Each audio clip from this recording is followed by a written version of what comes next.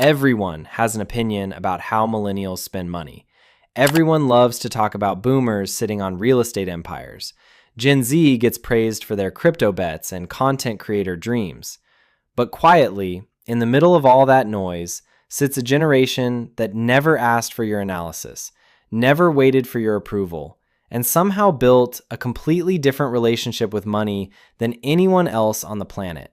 Generation X, born between 1965 and 1980, the forgotten middle child of American economic history. And here's the thing nobody says out loud. When it comes to money, they don't just behave differently, they think differently, at the root level, in ways that make total sense once you understand what they actually lived through. So let's talk about it.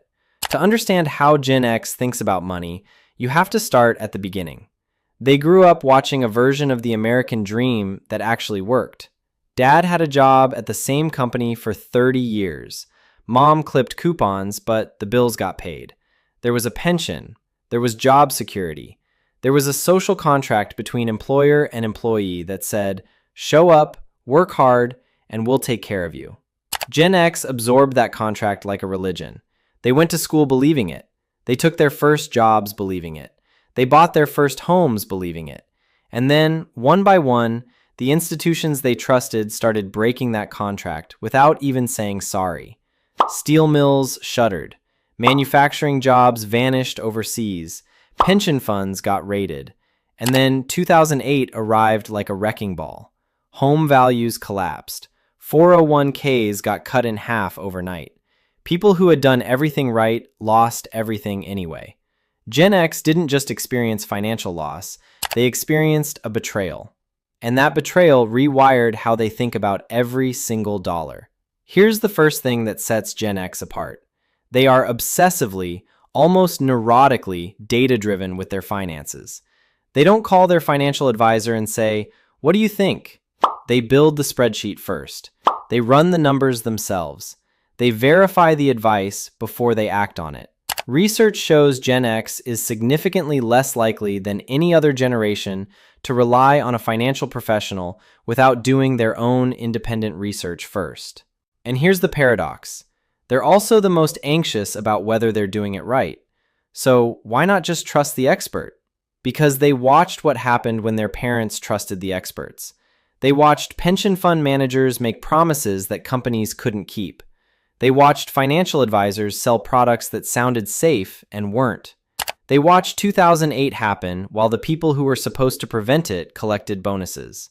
They don't distrust financial advice because they're arrogant. They distrust it because they have evidence. So instead, they became their own experts. They read the books, they built the models, they learned the vocabulary. And yeah, it takes more time. But it also means nobody can pull the rug out from under them without them seeing it coming.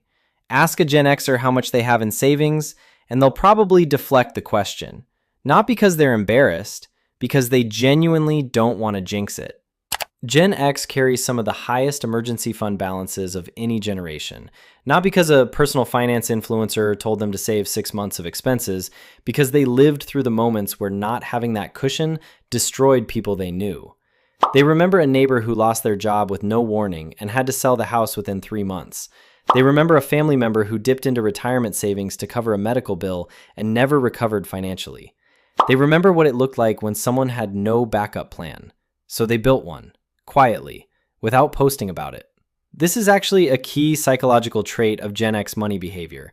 They treat financial security like a private matter, not a brand, not a flex, just a quiet fortress they've been building for decades, mostly alone, mostly without credit. Now, here's where Gen X surprises people. They're frugal about a lot of things. They'll keep a car for 200,000 miles. They'll wear the same jacket for 15 years. They'll genuinely not understand why you'd pay full price for something when there's clearly going to be a sale next week. But concerts, travel, a weekend trip with old friends, they will open their wallet fast. Studies consistently show Gen X outspends every other generation on live experiences in actual dollar terms. And that's not a contradiction. That's actually the most logical money decision they make. Here's why. Gen X came of age right when the illusion of material security was being shattered. They watched people build their entire identity around a house, a car, a company job, and then lose all three at once. Stuff, it turns out, is fragile. Stuff can be repossessed. Stuff can burn down. Stuff can lose value overnight. But the road trip you took with your best friends in 1997, nobody can take that. The concert where you were in the front row and somehow made eye contact with the lead singer, yours forever. They didn't read this in a happiness research paper. They figured it out empirically from watching the economy eat people's possessions while leaving their memories intact. Experiences are the one asset class that never crashes. Here's something interesting. Long before side hustle became a millennial buzzword, Gen X was already doing it. They had the freelance gig, the rental property, the small business on the side, the consulting work they picked up after hours. Federal Reserve data shows Gen X has higher rates of secondary income than both boomers and millennials. But unlike the millennial narrative of passion projects and quitting your day job to pursue your dreams, Gen X built multiple income streams for a completely different reason: fear. They watched colleagues get walked out of offices they'd given decades to, carrying cardboard boxes, with 2 weeks severance and a form letter. They watched whole departments disappear in an afternoon. They learned viscerally that no job is permanent. No company is loyal. No salary is guaranteed. So they didn't build side income to follow their passion. They built it to build a parachute, because they'd seen what happened when people jumped without one. It's not entrepreneurship, it's insurance, and the difference in psychology matters. Gen X carries more total debt than any other generation. That fact shocks people, but what surprises them even more is how intentional that debt is. A Gen Xer will carry a $350,000 mortgage without losing sleep. The same person will physically cringe at the thought of rolling over a credit card balance. The difference isn't the amount, it's the structure. They grew up watching consumer debt destroy families in the 80s and 90s. Credit card interest compounding month after month. Minimum payments that never touched the principal. The slow financial suffocation of people who bought things they couldn't afford and then paid for them forever. That image stuck. So basically, Gen X developed a very specific internal rule. Debt is only acceptable if it has a visible finish line. A mortgage you can map to payoff. A business loan tied to projected revenue. A car payment with a clear end date.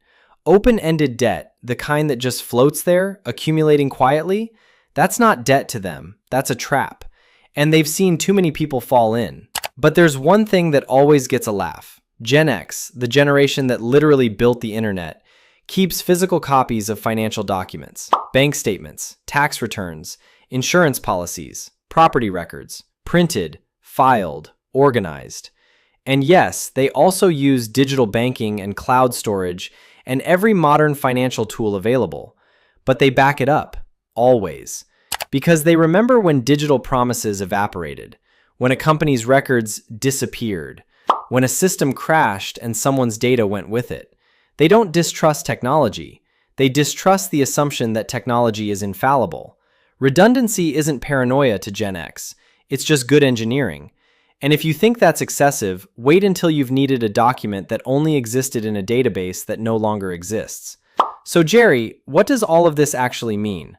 Look, none of it is random. None of it is neurotic. None of it is contradictory. Every single behavior traces back to the same origin point. They lived through an economy that handed them a rule book and then changed the rules without warning. Twice, at least.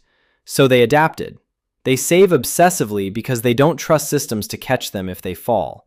They spend on experiences because they know things can be taken.